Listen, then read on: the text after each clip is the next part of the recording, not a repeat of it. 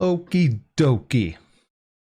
Are you an expert in everything you try to do? Are you overconfident in your competence based around a task or a skill? Or are you willing to ask for, and more importantly, take the advice of an actual expert? And more importantly, do you then use that newly acquired knowledge to become more of an expert yourself? Or do you simply take that newly acquired information and still shout and scream and say that they are wrong and you are right? If so, you may be suffering from the Dunning-Kruger effect. I am, without a doubt, the greatest YouTuber ever to upload content on the internet. There is nothing at all that I don't know about editing, thumbnail design, titling my videos, keyword optimization. Nobody knows as much about it as I do. Go nuts on my nuts. Yeah, flat earthers, I'm talking to you. Hello everyone, welcome to another episode of Playing a Blinder with me, the Creaky Blinder. Now the problem with my opening statement about me being the foremost expert around YouTube, the problem with that statement is that it just isn't true. There are lots of people that know lots more about being a YouTuber than I do. But if I was a victim of the Dunning-Kruger effect, I would genuinely believe that statement I just made, regardless of how ridiculous it may be. Now, Socrates said the only true wisdom is knowing when you know nothing. Now, when I first started this YouTube channel, I knew almost nothing about how to upload content and how to make sure that people see it. It's been a learning process.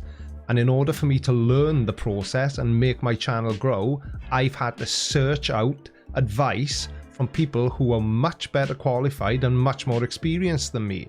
But if I did suffer from the Dunning-Kruger effect, my previous statement, in my own mind, would be absolutely true. Because to my mindset, there would be no way that I was wrong and no possible way anybody could teach me anything. But I would just be kidding myself. Now, I've got a saying that I use, why I don't know, but I say that nobody knows everything about everything. And by that I mean that there's always room to learn, whether it's a new skill or to increase your knowledge around a particular subject. Now, in psychological terms, the Dunning-Kruger effect is a cognitive bias whereby people with limited knowledge or competence in a given intellectual or social domain greatly overestimate their own knowledge or competence in that domain relative to the objective criteria or to the performance of their peers. And to simplify that, I think the Dunning-Kruger effect, there's a big difference between being competent or confident and being cocky. And I think that the Dunning-Kruger effect is a perfect example of somebody being cocky. Now, if you look at people like some of the greatest minds of our time, like Dr. Stephen Hawking, he was never not learning something new. And he was one of the greatest scientific minds of our time. So what makes flat earthers think that they know everything and the greatest minds know nothing? It's because they suffer from the Dunning-Kruger effect. They're overconfident in their own abilities and knowledge. And they're overconfident to the point where they cannot even see when they're clearly wrong because they know so little about the subject that they can't see the errors. You have to have knowledge of a particular subject to be able to see when you're doing something wrong. Now, I've been asked many times in my comment sections why I don't make the traditional debunking videos. And I've said many times that I do not consider myself to be a debunker because I'm not. I don't debunk anything. I'm more of a point and laugh channel. I just like to point out how stupid the whole concept of flat earth is. Now, the reason I don't try and make debunking videos is because I don't know enough about physics to be able to do that. So there would be a very high chance that anything I tried to say would be incorrect. And I would just be making myself look stupid. Well, more stupid than I do anyway. But you get the idea. It would just be completely pointless. So why flat earthers? None really spring to mind. Why flat earthers insist on pretending that they've got some super knowledge that the best physicists in the world don't have completely baffles me. Now, I just flashed up a picture of Anthony Riley on the screen. We all know who he is. Now, whenever I think of Dunning-Kruger, he's the first person that springs to mind, because my God, he is the most confident. And the reason I know he's always wrong, because as I just said, I don't know anything about physics, but the reason I always know he's wrong is because there are so many other debunking videos showing clearly why he's wrong. Then there's no doubt about it. But yet he remains supremely confident. Now, if you cast your mind back a few months, you'll remember that Fight the Flat Earth did an interview with George MUSSER to try and once and for all prove that Anthony Riley has no clue what he's talking about.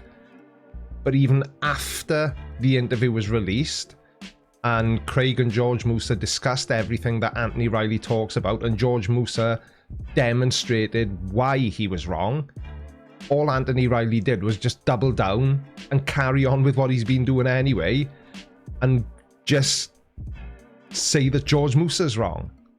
So you can still use Newton's laws to calculate gravity as a force. So if you've watched this interview previously, and I will remember to include a link to this, you'll know that Anthony Riley claimed that George MUSSER was saying, when he stated that Einstein snapped Newton's wand, what Anthony Riley thought he meant by that was that Newton's laws no longer applied. So let's see what George MUSSER actually said in reply to that question. Absolutely, and it works to a high degree of approximation. There are circumstances under which it begins to reveal that it's merely an approximation, but it's a high accuracy approximation that is used routinely by NASA to do its missions, by just all of us whenever we act, when we understand the formations of planets and so forth. So,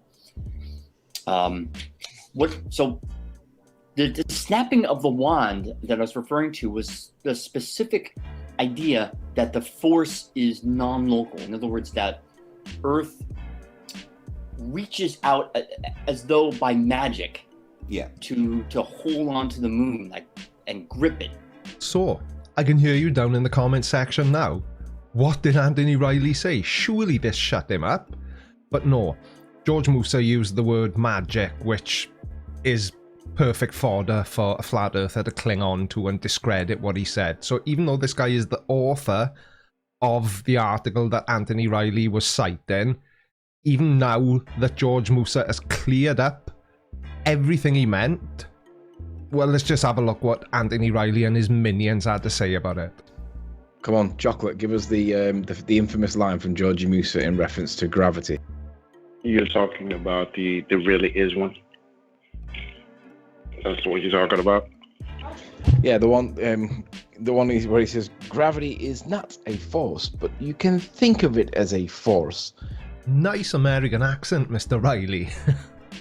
But there we go. Exactly as you would expect from somebody who is completely deluded and ignorant and suffers from Dunning-Kruger.